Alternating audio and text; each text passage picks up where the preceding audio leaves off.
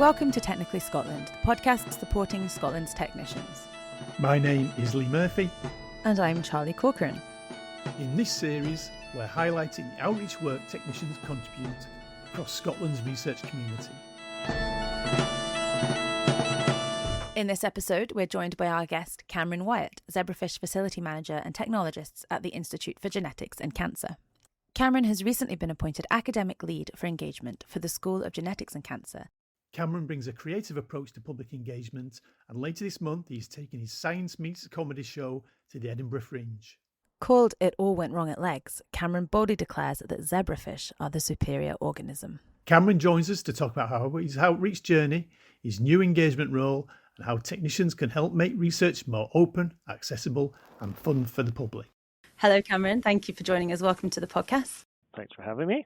Well, let's start off by asking, could you please introduce yourself and tell us a little bit about your career and your role at the Institute of Genetics and Cancer? Yeah, I'm Cameron Wyatt. I'm the manager of the zebrafish facility at the Institute of Genetics and Cancer. So I've worked with zebrafish my whole career. I did my PhD in research with zebrafish, did a postdoc, and now I've been working as a technologist and manager at the IGC. So it's zebrafish all the way down. My full job description is zebrafish technologist and manager. And to save you asking me what a technologist is, I'll tell you I don't really know. I think it's a job title that they came up with that's basically technician but a bit fancier. When you do Google what a technologist is, you get a few different answers to that. Probably the one that I thought was relatively good was technologist is someone who uses their expertise to manage technology and solve technical problems. So that probably covers a wide range. But I had never even heard the word technologist before I applied for this job. It's solving technical problems, although most of the job is management related and running the fish facility, but a lot of it is supporting the researchers, managing the ethical side of it, troubleshooting both the fish side and the science side. Yeah, so a bit of a rambling answer there because I don't have a good snappy answer to what that is. It's whatever you want it to be. I think it could go on a very wide range of job descriptions and still be applicable. And I'm sure working with the zebrafish is much easier than working with the researchers. Well, we're lucky, and I have to say this in case anyone is listening, but we're lucky that they're generally a good bunch, and it could be a lot worse. But yeah, the fish don't talk back, and the fish are entirely reasonable. Apart from when they start doing stuff we don't want them to be doing. So maybe you can explain just a little bit how zebrafish are used in research and why you would choose a zebrafish over other animal models. So yeah, zebrafish, it's the second most commonly used model organism in the UK. It's an underground success story that not enough people know about. The big areas that they're used in is development and genetics. So they are a vertebrate. They have, depending on who you believe, they have up to 86% genetic overlap with humans. So basically any of the genetic stuff that you want to study, there's a good chance you can do it in humans and related to human genetic disorders. They are smaller and cheaper than mice. So that's one of the, you have the downside, obviously they're not mammals, but the upside is they are, smaller, cheaper, have a fairly fast reproduction. They can lay 200, a single female can lay 200 eggs in a morning. Our record at our facility is 708 eggs from a single female in a single morning. And those eggs are all, or fertilized embryos, are all siblings at the exact same stage of development. So it's amazing, the power that you can get from that, the N. If you're studying humans, you're lucky if you get 4 siblings. And in zebrafish, you can have hundreds of siblings, and they're literally at the same cell division, same stage of development. And perhaps slightly counterintuitive, the eggs are large and robust. So they're external eggs, they're about 1 millimetre across, which is 10 to 100 times the size of a mammalian embryo, and that means that we can handle them fairly microscopically without too much complicated equipment, and they have their own little life support system because they develop externally. They just have their yolk that keeps them alive for the first week of development, and a huge amount of development happens in that first week.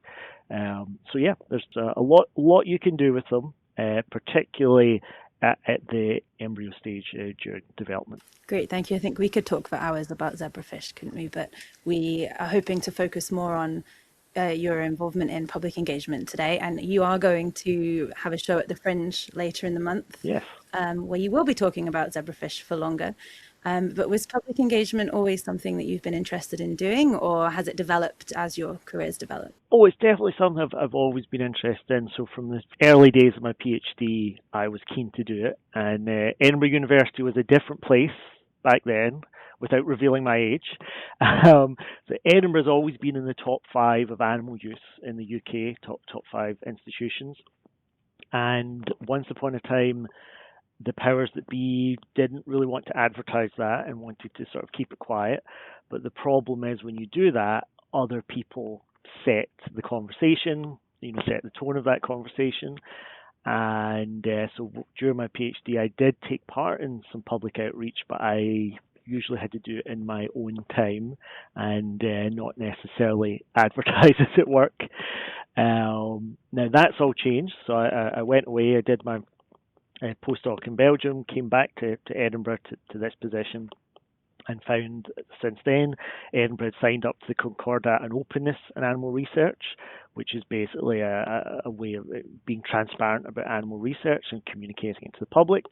And Edinburgh's gone on to have awards, become a leader in the Concordat. So it's really changed, and I think that's important because when politicians tell you that people have had enough of experts, then we have to redouble our efforts to connect with the public, because these are the people whose votes decide what science is actually allowed to do in the future. And so we need these people to be on side and understand that science is real, science is helping people. It's not some weird cloak and dagger thing that we should be keeping secret from people. We haven't defined public engagement yet. Maybe we should do that for anyone who isn't sure. So from your point of view, what is public engagement or outreach? So public engagement, along with patient involvement, there's a whole raft of acronyms that have lots of P's in them. PI and PE and IPP, and it gets confusing and intimidating. But the part I'm mostly involved in, public engagement, is just what it says in the tin. You are engaging with the public. You're just communicating about research to the public, letting them know what we do, hopefully in an informative and entertaining way. Then the other side of that, patient involvement, is a bit more bi-directional. So public engagement is a bit more just telling people what we're doing, whereas the patient involvement side is a bit more we are informing them and they are then influencing what we are doing. So if it's medical research, which is for the patients, then it makes perfect sense that they should be influencing what our priorities are. And how does it fit into your role? Is it something that's in your job description, or are you doing this kind of in your own time? Yes, it's never been in my job description. It's just something that I was interested in, and I felt that I was in a good position to do it, because as part of my job, I'm the NACWO, the Named Animal Care Welfare Officer. I have a personal license. I've got my qualification for writing project licenses. I sit on the AWERB, so I'm an active member of the Animal Welfare Ethics Review Board. Lots of acronyms. Just to quickly interject here, these are all things necessary for working with animals in research, not for doing public engagement. If you want to find out more about these things, we have a couple episodes with animal technicians Paul and Kyle, so check those out. Now back to this episode. So I feel like I'm in a position where I'm really informed on ethics, and when you talk about animal research, that's the thorny subject. That's things that people worry about addressing. So I feel that I'm in a position where I can really talk from experience and expertise about these things and address these, what can be difficult questions. But apart from that, I just find it's really fun, and I just grab every opportunity I can to engage with the public. And so I did in the past year apply for successfully get the role of a public engagement lead for our school. So that's basically continuing to do what I've done, but now with a bit of a wider audience. And can you tell us a little bit more about that role then, and kind of how you're influencing how public engagement is done within the school, and how you're kind of working with academics on that? Yes, I think it's basically similar to what I've previously been doing with the zebrafish people, and just kind of looking for opportunities and trying to encourage and cajole people into joining me, taking part in those things, and also just sort of encouraging people to not be hesitant to talk about their research, and just offering people advice on how to do that, and based on my experience, the pros and cons, pitfalls. And it's sort of just taking that to a wider audience, and also, because I then have the title, I feel more supported in then sending these emails out to everyone rather than just sending it to, the 20 researchers that I'm working with day to day. And the one thing that I would really like to see is just wider involvement from lots of different types of people at the Institute. So covering more research topics, because some are well represented, some are less represented, and also just more people getting involved. So particularly more technicians getting involved. People who don't necessarily have their own research project, and some people just feel like, oh, it's not for them. I don't have my own topic, my own research, so people aren't interested in whatever I have to say. But you can talk about the research of the Institute. You can talk about what you're doing day to day, and it doesn't always have to be one person standing up in front of a crowd and talking about one topic. We can do workshops. There's lots of space for background work where people are contributing ideas, people are doing actual crafts and hands-on things, like people are actually making props and things to be used, and coming up with worksheets and puzzles. So there's a lot that people maybe don't realize is an option if they just have this idea of, a postdoc goes and stands in a room, gives a lecture to a bunch of people, and then sits down. Public engagement is a lot broader than that, and I hope to see more of that. I think that's a great point. Quite often technicians don't have their own research, and it can feel a bit awkward possibly to talk about research that you don't necessarily see as yours, but that shouldn't be a barrier to stopping technicians from getting involved in outreach. Technicians do a lot of the hands-on research and teaching, and technicians do have a lot that they do that they can talk about and share. Yeah, I think, what the key factor is being an expert in what you do. Mm-hmm. And, technicians are experts in what they do. It's kind of a core description of the, of the occupation. So, yeah, just being able to talk with confidence about what you're doing and just know what you're talking about. You're not bluffing anything or, giving evasive answers or trying to fill in the gaps. Of course, it's always acceptable to just say, I don't know. You're not there representing the whole of science or defending the whole of science. But yeah, I think it's just ultimately that something that you are informed on, something you're an expert in, preferably something you enjoy, and then you can really speak to that. It's the same with someone speaking about whatever hobby they're interested in, like, they love bird watching, and they're really knowledgeable on it, and they can stand up and talk about it, And when you're doing these events, what's your target audience? Who are you trying to reach? So we really like to reach people who don't typically come to engagement events, like Doors Open Day, so people who wouldn't typically choose to come to a university building on Doors Open Day. We'd really like to reach those parts of the community who perhaps think science isn't for them or haven't even considered it, so to take our science communication to them. Which is what you're doing at the Fringe this year. What dates are those? Oh yes, the 22nd and the 25th of August I will be appearing at the stand as part of the Provocateurs, formerly known as the Cabaret of Dangerous Ideas, but for legal reasons, it's now the provocateurs. The ideas were just too dangerous, and now they're more provocative. So yeah, you can find me, Cameron Wyatt, on the Stand website under provocateurs. Those two shows this year towards the end of August. And so they're the same show. You went on the same show twice. Yes, but with a different partner each time. So it's an hour, which is divided half an hour on two different topics. So you can come along and see me twice, and the other half hour will be a different topic each time. So one of them, I'll be sharing the stage with someone who's looking at all the crazy things people do to slow down aging, using modern science to figure out if any of them ever actually worked, all the historical things people have done to live longer. And then one of the other shows looks at vaccines and how to talk to people about vaccines and diseases and how to fight disinformation. All interesting things. And so, I mean, I guess you're at the Stand, so that it's a comedy club that you have to be funny, but you have to be kind of informing, and it's quite a difficult balance, I guess. Yeah, well, I mean, I find that it's a lot less stressful than doing scientific talks. Okay. Because you're a lot less constrained in exactly what you need to say and how you need to communicate it. Because I could stand up there and say, oh, and this thing goes faster. Now, that's fine in a comedy club.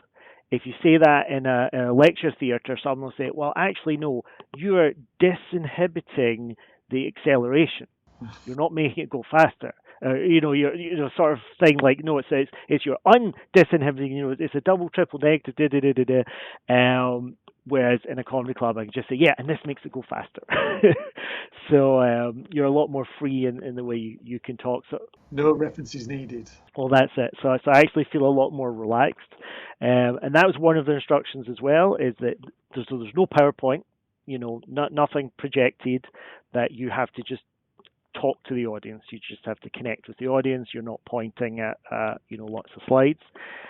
And when I was first told that, I found that a bit of a challenge because my talks are really heavily based on how beautiful some of the images and videos that can be got using zebrafish, because they are, when they're younger, they're transparent. So you can really get some amazing images from them.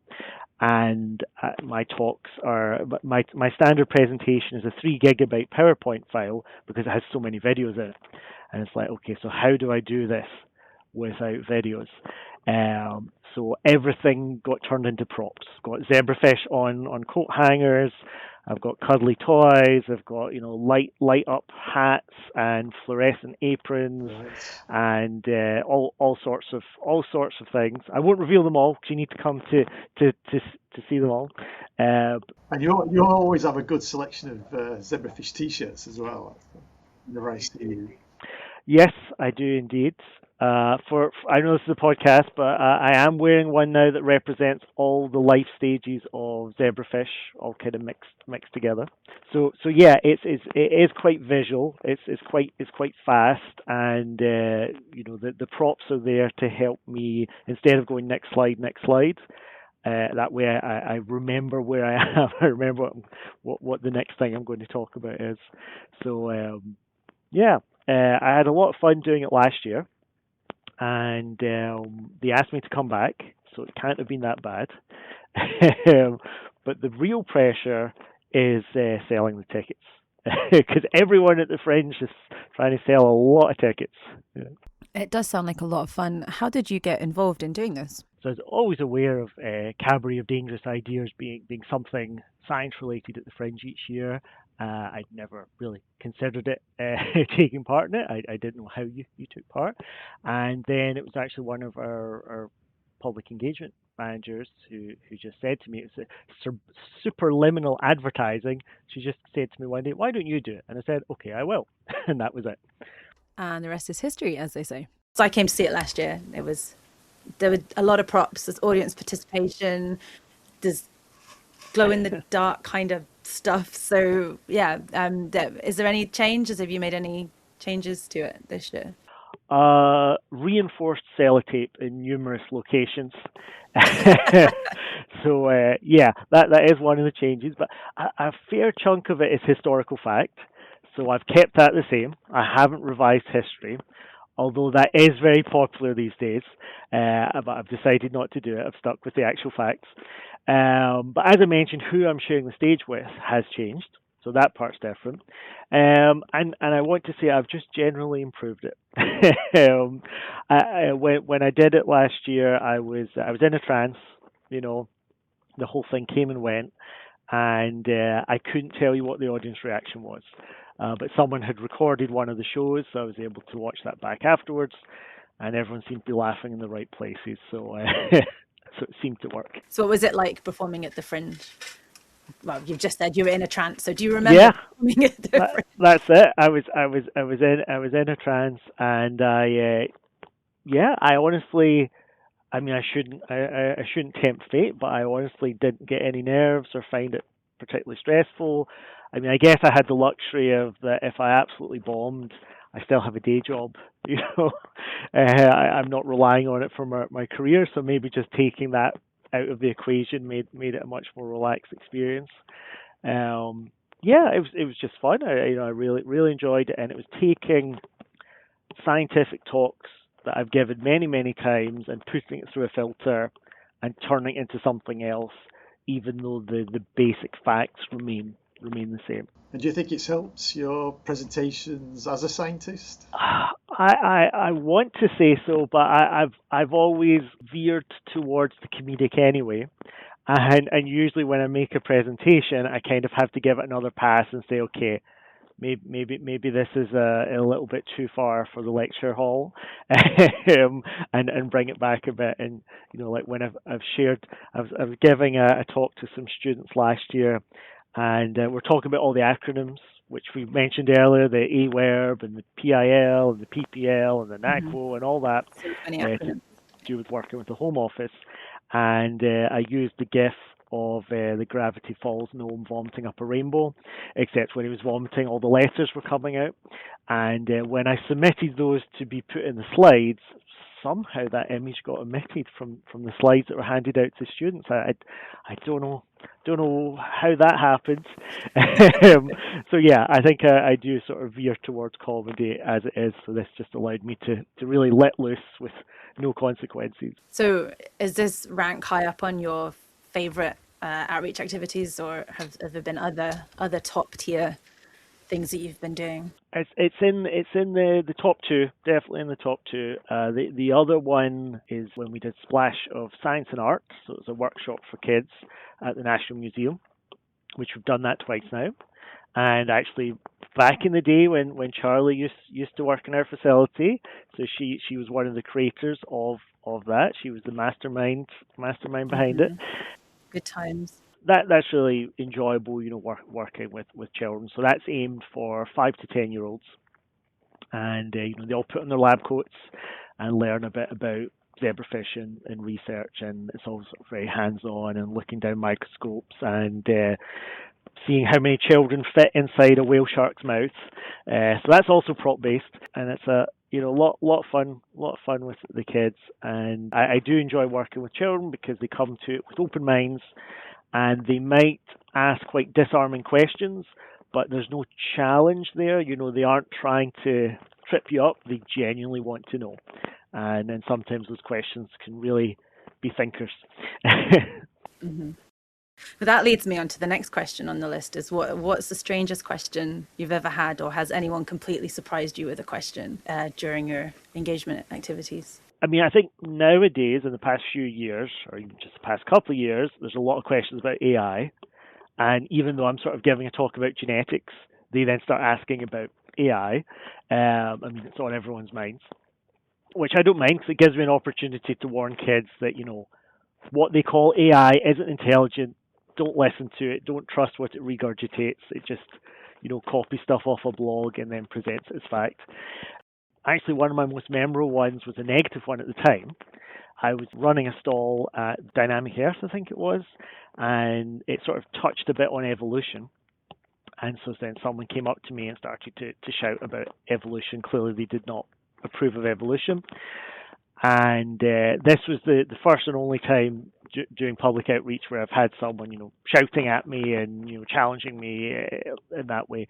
And, I didn't engage with them because clearly they weren't wanting to engage in a positive way. But after that, I actually sort of took a sort of positive experience out of it, because I realized, it was fine. I just took it in my stride. And that's about the worst that can happen. And it was kind of somewhat liberating, and it reminded me of a friend who said that when he first sort of took punches when he was learning to box, that made him realize how much tougher the human body is than he thought, and actually made him feel stronger day to day. And it's sort of like that. So I sort of took the punch, and actually I was like, it's not that bad. But that is an isolated experience. I've been doing this for 20 years, and that's the only time anyone's ever shouted at me. That's good. It's encouraging. I'm glad it hasn't happened again, and it hasn't put you off. So obviously your Fringe show we've been talking about is the 22nd and 25th of August. But what's next? Anything else in the pipeline this year, next year? One of the other things we'll be doing this year is we'll be taking our workshop, the Splash of Science and Art, we'll be taking that to the Orkney Science Festival. That's the 3rd to 9th of September in Orkney. Not sure yet what dates will be there, but hopefully that will be good fun. Oh, that sounds like it's going to be lots of fun. Good luck with that. So what would you hope then that people who attended one of your outreach sessions took away from that? That, science is real, and that scientists are real people, and all the people involved in science are real people, and that science is improving our lives every day. It's not just some far-flung abstract thing. It's not like, oh well, they'll cure cancer in 200 years' time. It's actually we have better treatments for cancer every year. So science is a real thing that's really impacting day-to-day life. So why should people come along to your show, Cameron? Well, you can find out what links a small subtropical fish, a refugee fleeing the Nazis, new treatments for cancer, and impressionist art. There'll be puns, props, and peer-reviewed publications. And hopefully by the end of it, you'll agree with me that zebrafish research exists, it's important, and it can be beautiful. If someone's leaving one of your outreach events, like your show, It All Went Wrong with Legs, with a different view of science to one they started with before they attended science, different view of research, different view of technicians, what would you hope that view was? Well, I would like people to leave one of my events astounded that science could be so sexy. And I know it's a podcast, but it makes my pecs dance right now. I have the physique of The Rock in his prime. Just trust me on that. Please don't Google me. But really, I want people to remember that, people who work in science are real people. Science is real. And this is the point where if you have the rights, you can play me out with Science is Real by the Might Be Giants. We did. Well, I did look for the rights, so I could do that, but no joy. So what would you like to see happen specifically with technician-led engagement in the next few years? As mentioned, I'd like to see sort of wider participation, across the university from people of different, job positions, but particularly I'd like to see more technicians taking part. Because being involved with, attending meetings for technician commitment over the past couple of years, one thing that's really struck me is when technicians kind of talk down what they do, and this idea that, it's not exciting, people wouldn't be interested in hearing what I do. But honestly, working with, particularly, kids from kind of working class schools, a lot of them, they wouldn't even consider science, whether it's research, whether it's technician, doesn't matter. They just don't consider it as part of their world. They assume it's not for them, it's out of their reach, or maybe it simply never occurred to them. So, if you can go and talk to them about what you do, you open up that world to them. And something that I'd really like to see more of. What advice would you have for people wanting to get into this kind of public engagement and outreach activities? Yeah, so if someone's wanting to get involved in outreach, well, if you're at Edinburgh, contact me. Otherwise, contact the engagement folk at your institute. Most institutes will have someone, and they welcome volunteers with open arms, because what they do all day is beg, cajole, push people to take part. So if someone's coming to them saying, I am interested, they will love you, so they will welcome you with open arms. You can get in touch with people who are already doing it, and just think about what parts interest you. And as I sort of mentioned, one of the other questions, it isn't all standing in front of a crowd. There's a lot of background roles where you can be creative, you can be crafty. Let's say you enjoy knitting. That could be a core part of an activity for public outreach. So whatever you have, that's what you're bringing to the table, and think how that will, work. Yeah, we met someone who crochets little lab equipment and a little to promote sustainability in labs. So yeah, you can do anything. Thank you, Cameron, so much for joining us and for sharing your journey in public engagement and outreach, and telling us all about your show that you'll be giving at the Fringe at the end of August. We'll drop the link for buying tickets in the show notes if anyone would like to go along and see Cameron and find out all about zebrafish and their role in biomedical research.